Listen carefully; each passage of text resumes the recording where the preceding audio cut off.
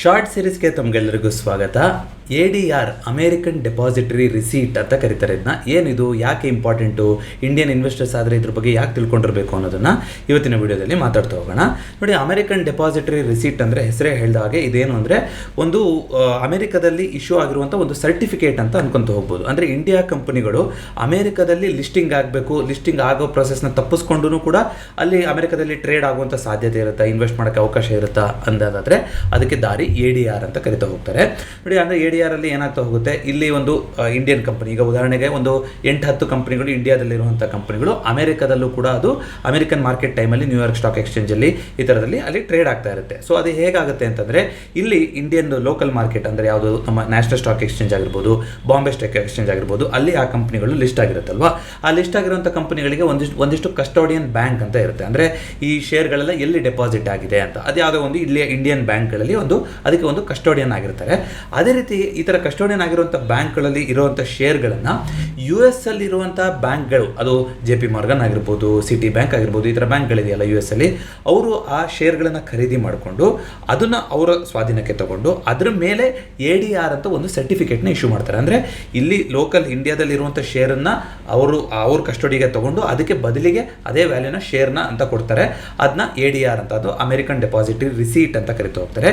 ಈ ರೀತಿ ಏನು ಇಶ್ಯೂ ಮಾಡ್ತಾರಲ್ಲ ಅಲ್ಲಿನ ಫಾರಿನ್ ಬ್ಯಾಂಕ್ಗಳು, ಅದು US ಸ್ಟಾಕ್ ಮಾರ್ಕೆಟ್ಗಳಲ್ಲಿ, ಅದು ನ್ಯೂಯಾರ್ಕ್ ಸ್ಟಾಕ್ ಎಕ್ಸ್ಚೇಂಜ್ ಆಗಿರ್ಬೋದು ಅಥವಾ ನ್ಯಾಸ್ಡ್ಯಾಕ್ ಆಗಿರ್ಬೋದು, ಅಲ್ಲಿ ಟ್ರೇಡ್ ಮಾಡೋದಕ್ಕೆ ಲಿಸ್ಟ್ ಆಗೋದಕ್ಕೆ ಅವಕಾಶ ಇರುತ್ತೆ. ಇದು ಅಂದರೆ ಈ ಕಂಪ್ನಿಗಳು ನೇರವಾಗಿ US ಮಾರ್ಕೆಟಲ್ಲಿ ಲಿಸ್ಟ್ ಆಗುವಂಥ ಸಾಧ್ಯತೆ ಇಲ್ಲದೇ ಇರೋದ್ರಿಂದ USನ ಬ್ಯಾಂಕ್ಗಳು ADRನ ಇಶ್ಯೂ ಮಾಡಿದ್ರೆ ಆ ADR ಇಶ್ಯೂಯಿಂದ ಇವರು ಲಿಸ್ಟ್ ಆಗ್ತಾ ಹೋಗ್ಬೋದು ನ್ಯೂಯಾರ್ಕ್ ಅಥವಾ USನ ಸ್ಟಾಕ್ ಎಕ್ಸ್ಚೇಂಜ್ಗಳಲ್ಲಿ ಅಂತ ಹೇಳ್ತಾ ಹೋಗ್ಬೋದು. ಸೊ ಅದಕ್ಕೆ ಡಿವಿಡೆಂಡ್ ಏನು ಕೊಡ್ತಾರೆ ಅದು ಕೂಡ ಅದು USD ಡಾಲರಲ್ಲೇ ಇರ್ತಾ ಹೋಗುತ್ತೆ, ಟ್ರೇಡು ಕೂಡ ಡಾಲರಲ್ಲಿ ಆಗ್ತಾ ಹೋಗುತ್ತೆ. ಇದರಿಂದ ಏನಾಗುತ್ತೆ ಅಂದರೆ ಒಂದು ಗ್ಲೋಬಲ್ ಪಾರ್ಟಿಸಿಪೇಷನ್ ಸಿಗ್ತಾ ಹೋಗುತ್ತೆ ಆ ಕಂಪ್ನಿಗಳಿಗೆ. US ಅಲ್ಲಿರುವಂಥ ಇನ್ವೆಸ್ಟರ್ಸು ಕೂಡ ಅಲ್ಲಿ ಲಿಸ್ಟ್ ಮಾಡ್ತಾ ಹೋಗ್ಬೋದು, ಒಂದು ಬ್ರ್ಯಾಂಡ್ ಎಸ್ಟಾಬ್ಲಿಷ್ ಮಾಡ್ಕೊತ ಹೋಗ್ಬೋದು, ಈ ರೀತಿ ಎಲ್ಲ ಆಗ್ತಾ ಹೋಗುತ್ತೆ. ಸೊ ಈ ರೀತಿ ADR ಇಶ್ಯೂ ಆಗಬೇಕು ಅಂತಂದರೆ ಯೂಶಲಿ ಒಂದು ADR ರೇಷಿಯೋ ಅಂತ ಇರುತ್ತೆ. ಅಂದರೆ ಎಷ್ಟು ಶೇರಿಗೆ ಎಷ್ಟು ರಿಸೀಟ್ ಕೊಡ್ತಾರೆ ಹೋಗ್ತಾರೆ. ಕೆಲವೊಂದು 1:2, 1:3 ಈ ಥರ, ಈಗ ಸ್ಟಾಕ್ ಸ್ಪ್ಲಿಟ್ ಇದೆಲ್ಲ ಕೇಳ್ತಾ ಇರ್ತಾರಲ್ಲ, ಅದೇ ರೀತಿ ಎಷ್ಟು ಶೇರನ್ನು ಖರೀದಿ ಮಾಡುತ್ತೋ US ಬ್ಯಾಂಕು ಅದರ ವ್ಯಾಲ್ಯೂನ ನೋಡಿಕೊಂಡು ಅಷ್ಟು ಅಮೌಂಟಿನ ADRಗಳನ್ನ ಅವರು ಇಶ್ಯೂ ಮಾಡ್ತಾ ಹೋಗ್ತಾರೆ. ಜೊತೆಗೆ ADR ಅಂತ ಬರ್ತಾ ಹೋದರೆ ಅದರಲ್ಲಿ ಲೆವೆಲ್ 1, ಲೆವೆಲ್ 2, ಲೆವೆಲ್ 3 ADRಸ್ಗಳು ಅಂತ ಇದೆ. ಅಂದರೆ ಈಗ ಲೆವೆಲ್ 1 ADR ಅಂತಂದರೆ ಈಗ ಓವರ್ ದ ಕೌಂಟರ್ ADRs ಅಂತ ಕರೀತಾರೆ. ಅಂದರೆ ಇದರಲ್ಲಿ ಯಾವುದೇ ಒಂದು ಎಕ್ಸ್ಚೇಂಜ್ ಆಗಲಿ ಮತ್ತೊಂದಾಗಲಿ ಇನ್ವಾಲ್ವ್ ಆಗಿರೋದಿಲ್ಲ. ಡೈರೆಕ್ಟಾಗಿ ಬ್ರೋಕರ್ ಟು ಬ್ರೋಕರ್ ಅಥವಾ ಕಸ್ಟೋಡಿಯನ್ ಟು ಕಸ್ಟೋಡಿಯನು, ಇಲ್ಲಿ ಬ್ಯಾಂಕು ಅಲ್ಲಿ ಬ್ಯಾಂಕ್ಗಳು ಈ ಥರ ವ್ಯವಹಾರ ಮಾಡ್ಕೊಂಡು ಮಾಡುತ್ತೆ. ಇದರಲ್ಲಿ ರೆಗ್ಯುಲೇಷನ್ ಅದು ಸ್ವಲ್ಪ ಕಮ್ಮಿ ಇರುತ್ತೆ ಕಂಪೇರ್ ಟು ಎಕ್ಸ್ಚೇಂಜಲ್ಲಿ ಆಗುವಂಥ ಒಂದು ಟ್ರೇಡ್ಗೆ ಕಂಪೇರ್ ಮಾಡೋದಾದರೆ. ಸೊ ಈ ಮೂಲಕ ಒಂದು ಲೆವೆಲ್ 1 ADR ಅಂತ ಇಶ್ಯೂ ಆಗ್ತಾ ಹೋಗುತ್ತೆ. ಇಂಡಿಯಾದಲ್ಲಿ ಯಾವ್ದಾದ್ರು ಲೆವೆಲ್ 1 ADR ಇಶ್ಯೂ ಆಗಿತ್ತಾ ಓವರ್ ದ ಕೌಂಟ್ರಲ್ಲಿ ಅಂದರೆ ಹಿಂದೆ ಏರ್ಟೆಲ್ಲು, ಗ್ರಾಸಿಮ್ ಇಂಡಸ್ಟ್ರೀಸು, ಈ ಕಂಪ್ನಿಗಳದ್ದು ಲೆವೆಲ್ 1 ADR ಇಶ್ಯೂ ಆಗಿತ್ತು, ಇವಾಗ ಇಲ್ಲ.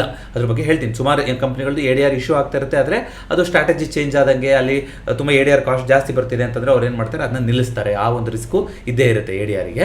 ಅದೇ ರೀತಿ ಲೆವೆಲ್ 2, ಲೆವೆಲ್ 3 ADR ಅಂತಂದರೆ ಅಲ್ಲಿ ಪ್ರಾಪರಾಗಿ ಒಂದು SEC ಕಂಪ್ಲೇನ್ಸ್ ಪ್ರಕಾರ ಅದು ಲಿಸ್ಟ್ ಆಗ್ತಾ ಹೋಗುತ್ತೆ ನ್ಯೂಯಾರ್ಕ್ ಸ್ಟಾಕ್ ಎಕ್ಸ್ಚೇಂಜಲ್ಲಿ, ನ್ಯಾಸ್ಡ್ಯಾಕಲ್ಲಿ.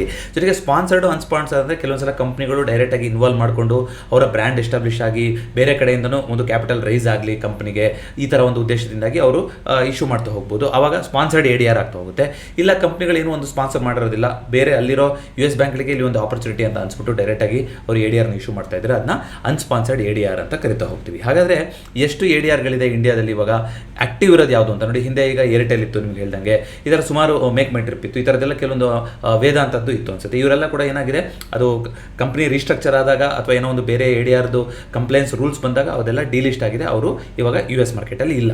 ಹಾಗಾದರೆ ಇರೋದು ಯಾವುದು ಅಂತಂದರೆ ನೋಡಿ, ಸಾಫ್ಟ್ವೇರ್ ಅಂತ ನೋಡೋದಾದರೆ ಇನ್ಫೋಸಿಸು ಮತ್ತು ವಿಪ್ರೋದು ADRಗಳಿದೆ. ಅದ್ರದ್ದು ಪ್ರೈಸ್ಗಳು ಇಲ್ಲಿ ನೋಡ್ತಾ ಇದ್ದೀರಾ ಯಾವ ರೀತಿಯಾಗಿ ನಡೀತಾ ಇದೆ. $18, $3 ಈ ಥರ ನಡೀತಾ ಇದೆ. ಅದ್ರದ್ದು ಕೋಡ್ ಏನು ಥರ ಟಿಕ್ ಆಗ್ತಾ ಇರುತ್ತೆ, ಯಾವ ಎಕ್ಸ್ಚೇಂಜಲ್ಲಿದೆ, ಎಲ್ಲ ಮಾಹಿತಿ ಇಲ್ಲಿ ನೋಡ್ತಾ ಇದ್ದೀವಿ. ಅದೇ ರೀತಿ ಬ್ಯಾಂಕ್ ಅಂತ ಬರೋದಾದರೆ HDFC ಬ್ಯಾಂಕು ಮತ್ತು ICICI ಬ್ಯಾಂಕು ಲಿಸ್ಟ್ ಆಗಿದೆ.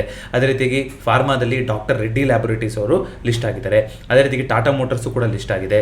ಜೊತೆಗೆ ಒಂದಿಷ್ಟು business services, IT services company ಅಂದರೆ WNS ಹೋಲ್ಡಿಂಗ್ಸು ಮತ್ತು SIFI ಟೆಕ್ನಾಲಜೀಸು. ಈಗ ನಾನು ನೋಡಿದಾಗ ಲೇಟೆಸ್ಟು ಜುಲೈಯಲ್ಲಿ ಇಂಡಿಯಾದಲ್ಲಿರುವಂತಹ ಇದಿಷ್ಟು ಕಂಪ್ನಿಗಳು US ಅಲ್ಲಿ ADR ಮೂಲಕ ಲಿಸ್ಟ್ ಆಗಿದೆ ನ್ಯೂಯಾರ್ಕ್ ಸ್ಟಾಕ್ ಎಕ್ಸ್ಚೇಂಜಲ್ಲಿ.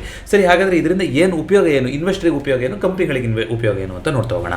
ಇನ್ವೆಸ್ಟರ್ಸಿಗೆ ಏನು, ಇವಾಗ ಯಾವುದೋ ಒಂದು ಕಂಪ್ನಿಯ ರಿಸಲ್ಟು ಈಗ 5 ಗಂಟೆ ಆದಮೇಲೆ, ಇಲ್ಲಿ ಮಾರ್ಕೆಟ್ ಕ್ಲೋಸ್ ಅವರ್ ಆದಮೇಲೆ ಇಶ್ಯೂ ಮಾಡ್ತಾರೆ ಅಂತ ಇಟ್ಕೊಳ್ಳಿ, ಅಂದರೆ ಕಮೆಂಟ್ರಿ ಬರುತ್ತೆ ಅಂತ ಇಟ್ಕೊಳ್ಳಿ. ಯೂಶಲಿ ಏನು ಮಾಡ್ತಾರೆ, ಕೆಲವೊಂದು ಎಸ್ಪೆಷಲಿ IT ಕಂಪ್ನಿಗಳೆಲ್ಲ ಕಮೆಂಟ್ರಿ ಕೊಡಬೇಕಾದ್ರೆ ADR ಟ್ರೆಂಡ್ ಹೇಗಿದೆ, ಅಲ್ಲಿ ಯಾವ ಥರ ನಡೀತಾ ಇದೆ ಅನ್ನೋದ್ರ ಬಗ್ಗೆನೂ ಉಲ್ಲೇಖ ಮಾಡಿರ್ತಾರೆ.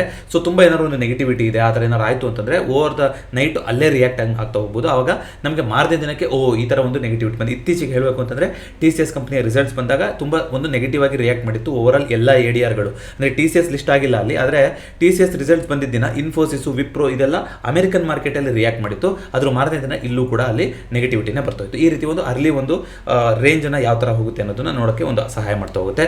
ಜೊತೆಗೆ ಒಂದೇ ಥರ ಇರುತ್ತೆ ಅಂತಲೂ ಅಲ್ಲ, ಒಂದೊಂದ್ಸಲ ಏನಾಗುತ್ತೆ ಆರ್ಬಿಟ್ರೇಜ್ ಆಪರ್ಚುನಿಟಿ ಸಿಗ್ತಾ ಹೋಗುತ್ತೆ. ಅಂದರೆ ಈಗ USD INR ಮೇಲೆ ಡಿಪೆಂಡ್ ಆಗಿರುತ್ತಲ್ವಾ. ಸೊ ಅಕಸ್ಮಾತ್ ಅಮೆರಿಕನ್ ಡಾಲರ್ ರೇಟು ಜಾಸ್ತಿ ಆಗ್ತಾ ಹೋಯ್ತು ಅಂತಂದರೆ ಅಲ್ಲಿ ಸ್ವಲ್ಪ ಪ್ರೀಮಿಯಮಲ್ಲಿ ನಡೀತಾ ಹೋಗ್ಬೋದು, ಇಲ್ಲಿ ಕಮ್ಮಿ ನಡೀತಾ ಇರ್ಬೋದು. ಒಂದೊಂದ್ಸಲ ಏನಾಗುತ್ತೆ ಅಲ್ಲಿಗೂ ಇಲ್ಲಿಗೂ ಡಿಫ್ರೆನ್ಸ್ ಇರುತ್ತೆ. ಆ ಒಂದು ಆಪರ್ಚುನಿಟಿ ನೋಡಿ ಅಂದರೆ ಬೇಕಾದ್ರೆ ನೀವು ಇಲ್ಲಿ ಬೈ ಮಾಡಿ ಅಲ್ಲಿ ನೀವು ಸೆಲ್ ಮಾಡೋ ಥರದ್ದು ಈ ಥರ ಒಂದು ಆರ್ಬಿಟ್ರಾಜ್ ಅಂತ ಕರಿತಾ ಹೋಗ್ತಾರಲ್ವ. ಅಂದರೆ ಒಂದು ಕಡೆ ಜಾಸ್ತಿ ಇರುತ್ತೆ, ಒಂದು ಕಡೆ ಕಮ್ಮಿ ಇರುತ್ತೆ.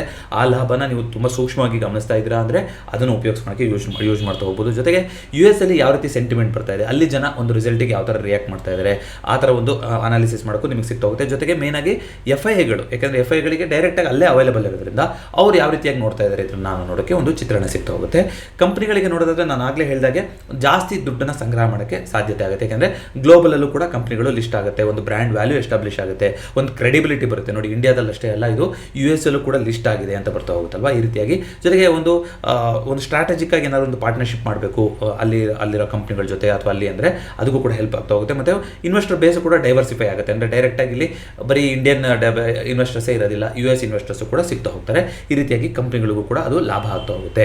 ಸೊ ಈ ರೀತಿಯಾಗಿ ಅಮೆರಿಕನ್ ಡೆಪಾಸಿಟರಿ ರಿಸೀಟ್ ಅನ್ನೋದು ಒಂದು ಇನ್ವೆಸ್ಟರ್ಸ್ಗಳಿಗೆ ಒಂದು ಇಂಡಿಯನ್ ಕಂಪ್ನಿಗಳಲ್ಲಿ ಇನ್ವೆಸ್ಟ್ ಮಾಡೋಕ್ಕೆ US ಅಲ್ಲಿರೋ ಅವರಿಗೆ ಒಂದು ಸಹಾಯ ಆಗ್ತಾ ಹೋಗುತ್ತೆ ಅನ್ನೋದು ಒಂದು ನೋಡೋದಾದರೆ, ಇಂಡಿಯನ್ ಇನ್ವೆಸ್ಟರ್ಸ್ ಆಲ್ರೆಡಿ ಇರೋರಿಗೆ ಇನ್ನೂ ಸೂಕ್ಷ್ಮವಾಗಿ ಅದನ್ನ ಗಮನಿಸೋಕ್ಕೂ ಕೂಡ ಸಹಾಯ ಮಾಡ್ತಾ ಹೋಗುತ್ತೆ.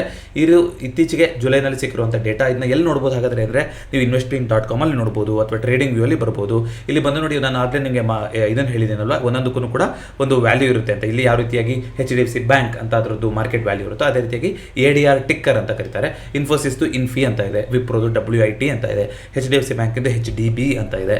ಸೊ ನೀವು ಟ್ರೇಡಿಂಗ್ ವ್ಯೂನಲ್ಲಿ ಆಗಿರ್ಬೋದು ಅಥವಾ investing.com ಅಲ್ಲಿ ಆಗಿರ್ಬೋದು, ಅಲ್ಲಿ ಬಂದು ನೀವು ಸರ್ಚ್ ಮಾಡಿದ್ರೆ ನ್ಯೂಯಾರ್ಕ್ ಸ್ಟಾಕ್ ಎಕ್ಸ್ಚೇಂಜಲ್ಲಿ ಲಿಸ್ಟ್ ಆಗಿರುವಂಥ ಇನ್ಫೋಸಿಸ್ ಅಂತ ನೋಡಿದ್ರೆ ಇದು ಏನಾಗಿರುತ್ತೆ, ಇದು ಅಲ್ಲಿರುವಂಥದ್ದು ಅಂತಾಗಿರುತ್ತೆ. ಅದೇ ರೀತಿಗೆ HDB ಅಂತ ನೀವು ಸರ್ಚ್ ಮಾಡಿದ್ರೆ HDFC ಬ್ಯಾಂಕು ನ್ಯೂಯಾರ್ಕ್ ಸ್ಟಾಕ್ ಎಕ್ಸ್ಚೇಂಜಲ್ಲಿರುವಂಥದ್ದು ಅದನ್ನು ತೋರಿಸ್ತಾ ಇರುತ್ತೆ. ಈ ರೀತಿಯಾಗಿ ನೀವು ಅದನ್ನ ಆಕ್ಸೆಸ್ ಮಾಡ್ಬೋದು, ಅದ್ರ ಪ್ರೈಸ್ಗಳನ್ನು ತಿಳ್ಕೊತಾ ಹೋಗ್ಬೋದು.